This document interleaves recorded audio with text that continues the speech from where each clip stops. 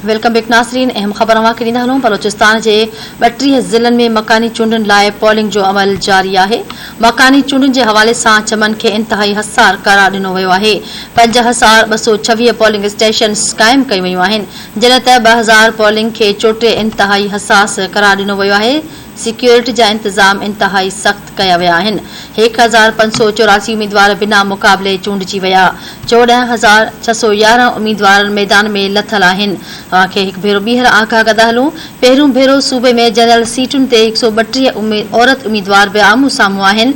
Election commission मूजिबि कोयटा ऐं लसबेले में चूंडूं बाद में कराई वेंदियूं।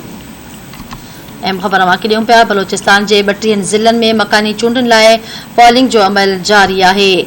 मकानी चूंडुनि जे हवाले सां चमन खे इंतहाई हसास करार ॾिनो वियो आहे, जॾहिं त 5226 पोलिंग स्टेशन्स क़ाइमु कयूं वयूं आहिनि। अवांखे आगाह कंदा हलूं। 2000 पोलिंग खे इंतहाई हसास करार ॾिनो वियो आहे, जॾहिं त सिक्योरिटी जा इंतज़ाम इंतहाई सख़्त कया विया आहिनि। 1584 उम्मीदवार बिना मुक़ाबले चूंडिजी विया आहिनि। 14611 उम्मीदवार मैदान में लथल आहिनि। आगाह कयूं पिया। बलोचिस्तान में चूंड बाबति पहिरियों भेरो सूबे में जनरल सीटुनि ते 130 औरत उम्मीदवार बि आम्हूं साम्हूं आहिनि। इलेक्शन कमीशन मूजिबि कोयटा में लसबेले में चूंडियूं बाद में कराई वेंदियूं।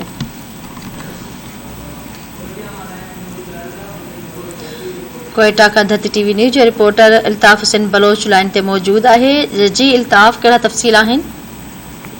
जी हाँ, बिल्कुल अवांखे ॿुधाईंदो हलां त बलूचिस्तान जे 32 ज़िलनि में जेको आहे त अॼु बलदियती चूंडूं थी रहियूं आहिनि। सभिनी पोलिंग स्टेशन ते वोटिंग जो अमल सुबुह 8 बजे खां जेको आहे त जारी आहे। जेको आहे त तक़रीबन 35,52,398 माण्हू पंहिंजे वोट जेको आहे कास्ट कंदा। 5226 जेके पोलिंग स्टेशनूं आहिनि उहे क़ाइमु कयूं वयूं आहिनि। 2034 पोलिंग स्टेशनूं जेके आहिनि त इंतिहाई हिसास करार ॾिनियूं वयूं आहिनि ऐं 1218 जेके पोलिंग स्टेशन नॉर्मल करार ॾिनियूं वयूं आहिनि। सभिनी पोलिंग स्टेशन ते सिक्योरिटी जा इंतिहाई सख़्त इंतज़ाम कया विया आहिनि, जिन ते लेवीज़ ऐं एफसी पुलिस जा अहलकार पिणु सिक्योरिटी ॾेई रहिया आहिनि। कुझु पोलिंग स्टेशन जो जेको आहे त अमल देर सां जेको आहे त अमलो पहुचण करे देर सां जेको आहे पोलिंग स्टेशन शुरू थियूं आहिनि। अवांखे इहो बि ॿुधाईंदो हलां त बलोचिस्तान जे जेको आहे त 34 ज़िलनि मां अॼु 32 ज़िलनि में जेको आहे पोलिंग थी रहियो आहे ऐं जेको आहे त 2 ज़िला जेके आहिनि बलोचिस्तान जो गादीअ वारो शहर ऐं जेको आहे त बलोचिस्तान जो लसबेला वारो ज़िलो जेको आहे त इन जा जेके पोलिंग जेको आहे त पोलिंग न थी रहियो आहे, इन जो जेको आहे त ऐलान बाद में कयो वेंदो। जी